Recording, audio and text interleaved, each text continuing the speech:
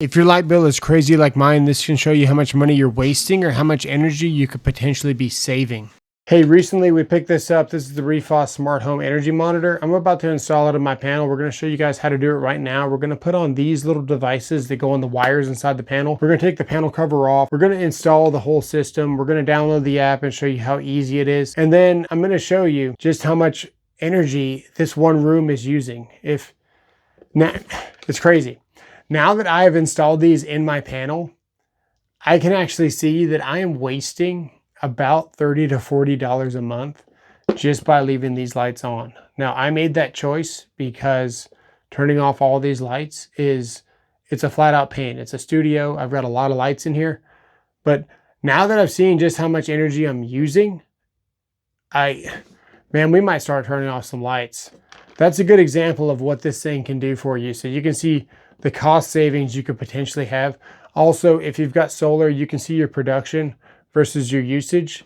And this thing also does 3-phase. So this is good for like businesses and things like that. So we're going to install this right now. Why don't you guys follow along? This is the Refoss Smart Energy Monitor. What we're going to be doing in this video is showing you exactly how to install this. So I am a electrical inspector, 20-year electrician. We're going to worry about the wire management later. We're going to get this thing going. We're going to start with the bottom screws because they're the hardest to get to. Okay. Once you get your bottom screws out, take your hand as flat as possible. Push it flat against your dead front. Take off your first screw. Take off your second screw. I like to angle this and pull the bottom away from all the breakers as soon as possible. If you don't pull this away from your panel and it rocks left and right, you'll turn off all the breakers in your customer's house. So that's why I like to angle that away as soon as possible. We got our main coming in. We're going to be installing a breaker, which is right here. And we're going to be hooking this up to this panel. First off, the instructions in here are absolute top notch. They did a very good job on writing the instructions. This has all the corresponding plugins, so we know exactly where everything goes. The A1 and the B1 is going to go onto our main wires coming in. And then all these are going to go to the different breakers that we want to monitor. This is going to be our antenna. This is going to come into play in a second because the antenna has to be mounted outside of the panel. So I'll show you how to do that in a second. Here we have a bunch of CT leads. This box here has the main CTs that go here. And again, we're going to worry about wiring management later. Want to get these out as straight as possible. One trick to getting these out as straight as possible is to not pull at the base here. You want to pull on the wire. And you can use this just like that. That's about as straight as it's going to get. These right here, they snap just like this. Just pop up. Got your magnets there so it can read the amperage. Then they snap back down. Pretty straightforward. They do reach the bottom of the panel, so that's good to know. I'm going to move this box out of the way. And in the bottom here, we have some connections. We have the antenna here that gets mounted in here somewhere. We have the power. We're going to hook up all these and a neutral. The electrician in me is going to have a hard time just leaving wires drooping. This first one is A, so it's going to plug into A right there. This will be a good test to see how tight. Very nice. This panel is extremely tall, I guess you would say. So it's pretty impressive that everything still reaches. We need to monitor the studio because this uses a ton of power. My lights, the LEDs, the key lights, everything that we use so you guys can see all the tools at different angles is the studio circuit. And I never turn the lights off. I leave them on because it takes too long to set all that back up. Now, what I always do, and I preach this every time, I always use new copper. Just like that. I want this wire to be as flat as possible and nice and ready to plug in, right? That's a good fitting screwdriver too, I don't mind telling you. All right. That is our B6. Put it in the B6, and you got to do that to every one of them. So yeah, playroom is right here. This is the playroom. And that would be 1, 3, 5, 7, 9, 11. Okay, so 7, 9, 11. 1, 3, 5, 7, 9, 11 is a C1. Here's a C1. Line goes that way. I really feel like the current goes this way, but we're gonna figure it out when we turn the app on, man. C1 here. Yep. Cool. Now for the power. Power is kind of crazy because the way that the power works, you're gonna give each one of these colors voltage if you want to read it. So we're just going to tie them all together and do a jumper to the breaker because we want them all to read. Let's use this. I don't know if this is going to work. It does work. Works really nice at that too.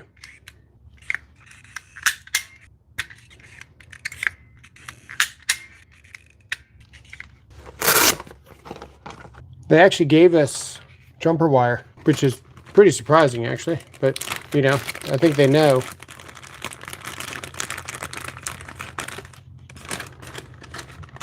So we got a nice quality, pretty thick jumper wire here. That's not what I want.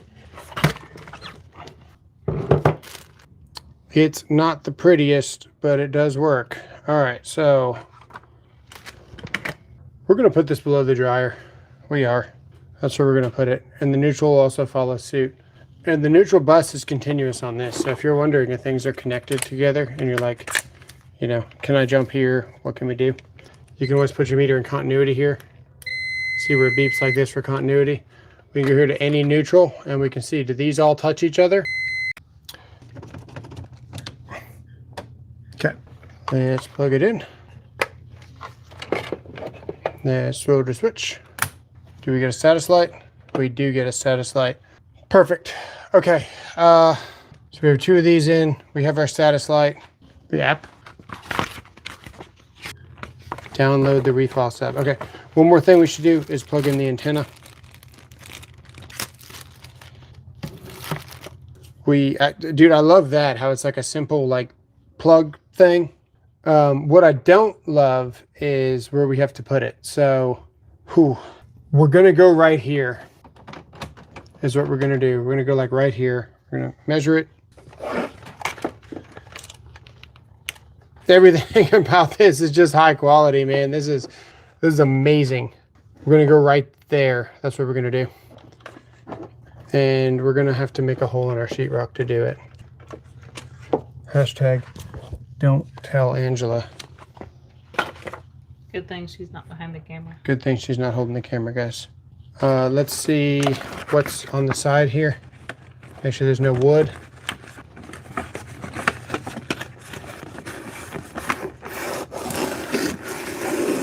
Okay, so nothing's on the side of the panel. That's good. It's nice that they provided us with a wood checker as well as an instruction manual. Apache said he learned the 6-foot provision from this guy Tactics, the madman. As you can see, he has everything in EC. Awesome resource to have, by the way. Yeah, that's how you knock those out. And yes, we beat on our screwdrivers every day. I appreciate that. I do appreciate that. All right, next, what we got to do, we got to make a hole big enough to get this whole thing in here. It's not going to be the prettiest, but it's going to be something. So we may as well just go with this here. And it's just an interesting choice that they did it this way, but it's not going to stop us. If anything, we can just caulk it. We can do a couple of things. I would have liked to, I would have rather seen a lock ring on this, to be honest. And it'd been a little bit more of a professional install, but that's okay. It still works. The important thing is that we get it in the wall and not in the panel, because you can't read through metal because it's shielded. Open the Refoss app, click the plus in the upper right corner of the home page to add a discovered via Bluetooth pairing. We're going to sign up. We're going to make a thing here. I got to hold this thing for Angela. She's going to go check her food while I sign into this Refoss app. Okay, home, all devices, here we are. So we're gonna click plus and it's going to say grant access to nearby devices. Yes. And it's going to find the device. And now it's going to say we found a device. There it is there. We're going to add it. It's connecting to the device. It has my Wi-Fi. My Wi-Fi is called locked Wi-Fi. I'm going to put in my password for locked Wi-Fi, which is, okay. Now it's setting up the configuration.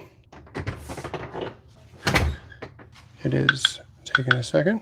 It's got a red light. Red light means solid red, network unavailability. Okay, it's done. So we are on now. You don't have any devices set up yet. Tap the plus to set up a new device. I think we just did that. So let's go to all devices. There it is right there. This month, this is the power, this is the voltage, the power factor's on there. The current is 17.5 amps. So right now we're using 17.5 amps of power. These are the channels. So right now, if we go to channel 6, we're using 2.71 amps here. Okay, 2.71 amps on 6. That's the studio. If I go over here, you see the 2.71, follow me. 2.71 amps is a lot of power, by the way, for 24/7, 365. That's a lot of power. Let's see how many amps this little subscribe sign is. So if we flip the switch, let's turn it off. 2.71 amps, and we got 319.44 watts. You see that right there? Click it off. 320.51. So back on. 306 off. 320. Why is it less? Oh, there we go. 306. Turn it back on. 320. 320. It does have a negative. Angela's noticing the negatives, so we might have all the CTs backwards. Let's see here. Yes, so we did put the CTs backwards. And my stomach was like, why? Okay, so what channel was the other one on? It was on A, B. That must be it right there. What the heck is pulling 12 amps? Were you hooking up anything to the B1? B1 channel 7. Let's go look at that. 12.7 amps is huge. That might be, oh, that might be the current. That might be this. That might be this. B1, yeah, because A1. Yes, that's A1, that's B1. Then you start with B2s. Okay. Yeah, we got 17 on A. We're going to switch this CT around.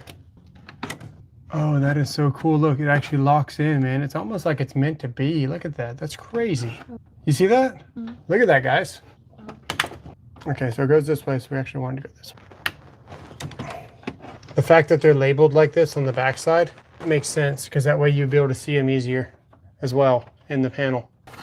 So this one here has the L going down. This one has the L going down. Look, I've got 800 watts. This is what we're using. So this is the right way now. We're using this power.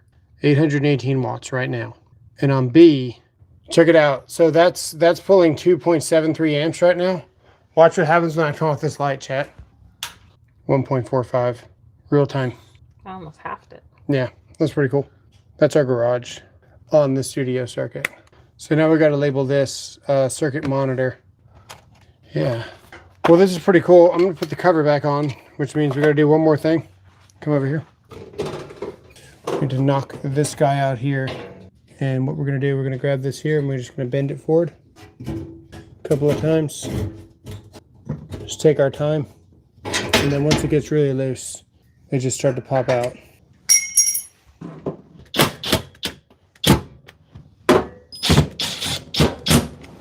That's the Refoss. There'll be a link below. I'll see you guys in the next one. Thanks for watching.